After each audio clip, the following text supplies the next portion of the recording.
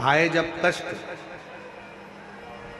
बहुत कष्ट का जीवन चल रहा हो, बहुत कष्ट की जिंदगी चल रही हो, ध्यान लगाना, अगर कष्ट का जीवन चल रहा हो, तकलीफ की जिंदगी चल रही हो,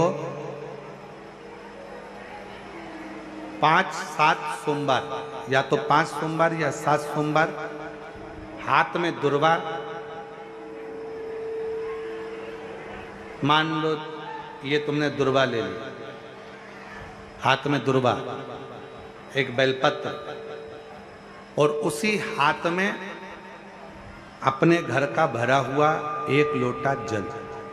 पहले रखना है दुर्वा, फिर रखना है बेलपत्र, उसके बाद में हाथ में 1 लोटा जल, और दोनों हाथों का स्पर्श करते हुए जो अपना पूजन का कक्ष होता है घर के अंदर का, उस पूजन कक्ष की साक्षी में खड़े होकर अपने कुल देवता, पितृदेवता और अन्य देवताओं का स्मरण करते हुए, बाबा बहुत दुखी हूँ, बहुत तकलीफ में हूँ, बहुत कष्ट में हूँ, मेरा परिवार आज दुख तकलीफ में है, मेरा परिवार आज कष्ट में है, दुख में है, कष्ट में है।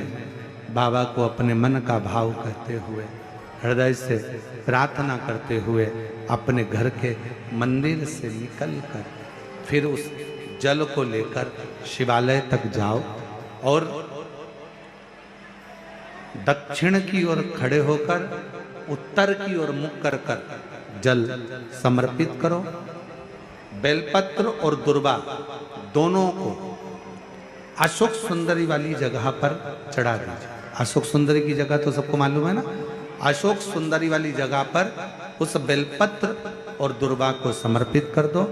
चढ़ा हुआ थोड़ा सा जल लेकर आओ, घर के दरवाजे पर उसका छींटा दे दो, लेपन कर दो, और बाबा से 5 सोमवार नियम से आप दुर्वा, बेलपत्र और जल का प्रयोग अगर करोगे, 5 सोमवार पूर्ण होंगे, जो तुम्हारा दुख है वो समाप्त जरूर होगा। शिव करुणा जरूर होगा, शिव कृपा जरूर। बस इसमें 3 चीजों का स्मरण रखिएगा। 3 चीजों शिव पुराण कह रही है, इसमें 3 चीजों का स्मरण करिए। पहले नंबर पर दुर्वा, दूसरे नंबर पर बेलपत्र, और तीसरे नंबर पर जब जल चढ़ाकर वापिस आओ तो अपने घर में प्रवेश के पहले देहली पर, चौखट पर भगवान शंकर के अपने घर के द्वार पर शिव का नाम लेकर जल का सिंचन। 3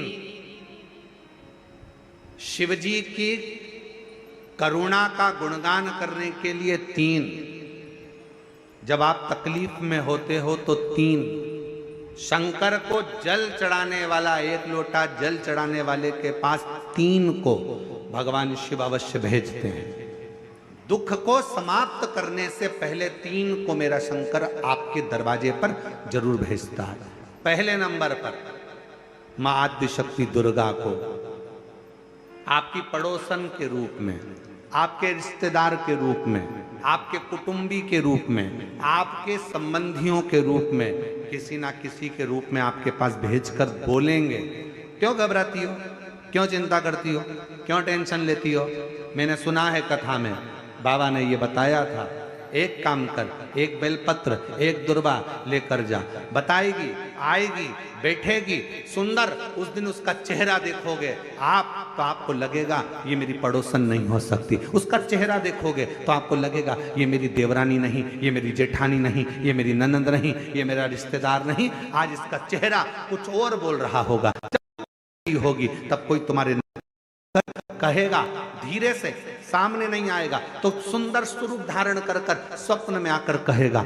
ऐसा लगेगा कोई तुम्हें जगा कर कह रहा है कि तू घबराना मती, तू ये कर लेना, समझ। धीरे से, सामने नहीं आएगा तो सुंदर स्वरूप धारण कर कर स्वप्न में आकर कहेगा। ऐसा लगेगा कोई तुम्हें जगा कर कह रहा है कि तू घबराना मती, तू ये कर लेना, समझ लेना, मेरे बाबा ने अपनी अर्धांगिनी पार्वती को तुम्हारे पास भेज दिया।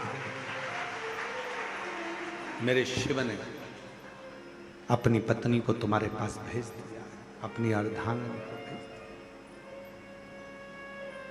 दूसरे नंबर पर मेरे भोले बाबा, मेरे शंकर मेरे त्रिकालदर्शी, मेरे करुणा सागर, मेरे शंकर।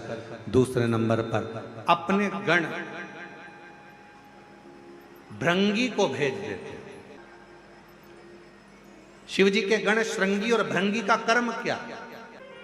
श्रृंगी शिव से दूर नहीं होता और भृंगी शिव जी की आज्ञा पाकर शंकर के भक्त के पास जाकर बैठता है। शिव जी अपने दूसरे पात्र को भेजते हैं भृंगी को। भृंगी दूसरे नंबर पर जाता है। उसका काम क्या है?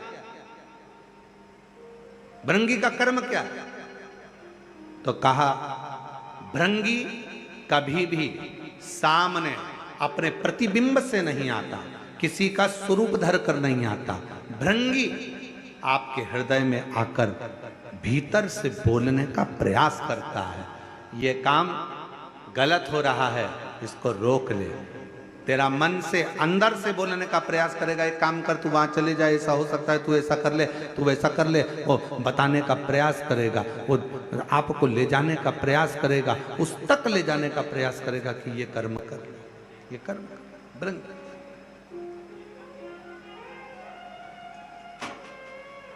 दूसरे नंबर पर भृंगी आपके मन की वाणी को शिव तक पहुंचाने का प्रयास करेगा। और तीसरे नंबर पर भगवान शंकर अपने भक्त का दुख हरने से पहले तीसरे नंबर पर भेज देते हैं अपने नंदीश्वर को, अपने नंदी गण को। मेरे शिव भेजते हैं। नंदी का काम क्या है? जैसे ही नंदी आता है, कोई व्यक्ति के रूप में, किसी रूप में, किसी फोन के रूप में, किसी कॉल के रूप में, किसी पत्र के रूप में, किसी मैसेज के रूप में, जब नंदी तुम्हारे घर में प्रवेश करता है तब वो तुम्हारे रास्ते को क्लीन कर देता है, रास्ते को साफ कर देता है, उसको मार्ग को प्रशस्त कर देता है। आप दिल से उससे कहो, जहां तार ना जुड़े। कई जगह कहे ना, अभी हमने कहा कि हमारे बच्चे कहे यहाँ पर सिग्नल मिल रहा है, कोई कहे वहां सिग्नल मिल रहा है। अगर सारी दुनिया से हार गए तो फिर एक जगह पर जाकर सिग्नल मिलाना।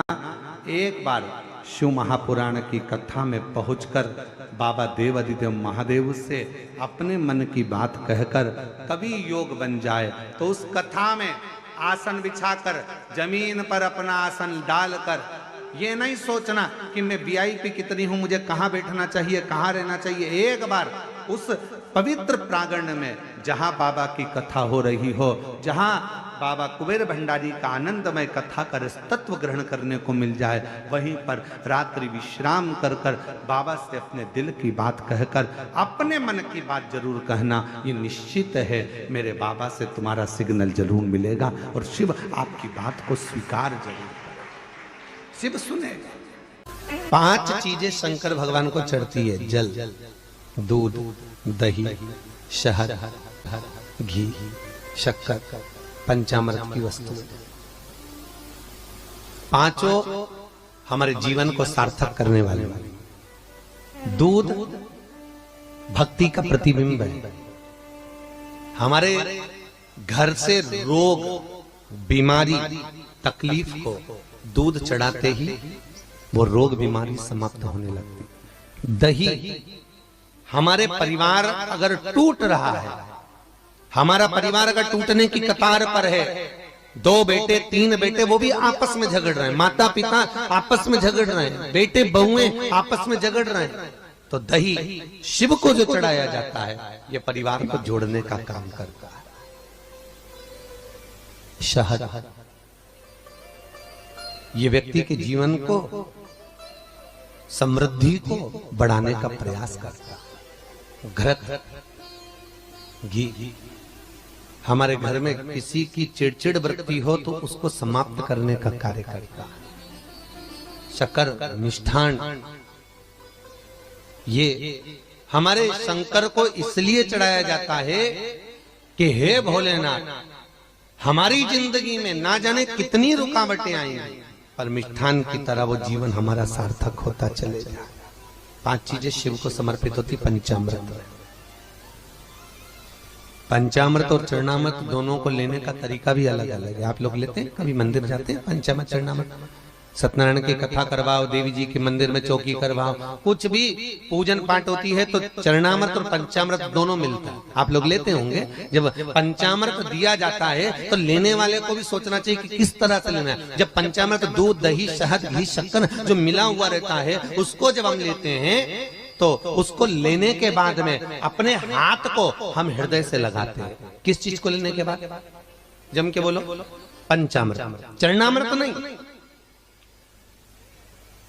पंचामृत लेने के बाद हाथ को हम हृदय से लगाते हैं। और चरणामृत अर्थात किसी मंदिर में गए, तुलसी जी पड़ी हुई है जल के अंदर और वो पंचपात्र में जल जो रखा हुआ है वो चरणामृत है। उस चरणामृत को जब हम लेते हैं तो उस जल को लेने के बाद में हम अपने हाथ को हृदय से नहीं लगाकर अपने मस्तक से लगाते हैं। उसका कारण क्या है? उसका केवल एक कारण है कि पंचामृत लेने के बाद हमने जो हाथ को हृदय से लगाया उसका कारण केवल इतना सा है कि भगवान के स्नान की झांकी का दर्शन हमारे हृदय में बैठ जाए। और चरणामृत लेने के बाद जो हमने हाथ को सिर पर लगाया उसका कारण केवल इतना सा है कि भगवान के चरणारविंद का जल जब हमारे मस्तक पर चढ़ेगा तो हम जैसे पापियों का भी उद्धार अपने आप हो जाए। दोनों को लेने का तरीका।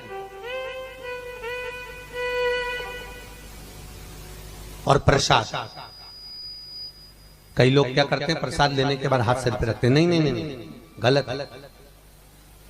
बहुत ध्यान देना साहब। बहुत सी चीजें हम अपनी जिंदगी में बहुत गलत करते हैं और फिर भगवान से ये विचार करते हैं कि भगवान हमारा कल्याण क्यों नहीं कर रहा, क्योंकि हम गलत कर रहे हैं, हम गलत धारण कर रहे हैं। वो एक व्रत होता है ना, माताएं करती है संतोषी माता का, उसमें क्या नहीं खाते हैं? जम के बोलो, खटाई नहीं खाते। अच्छा ईमानदारी से बोलो, तुम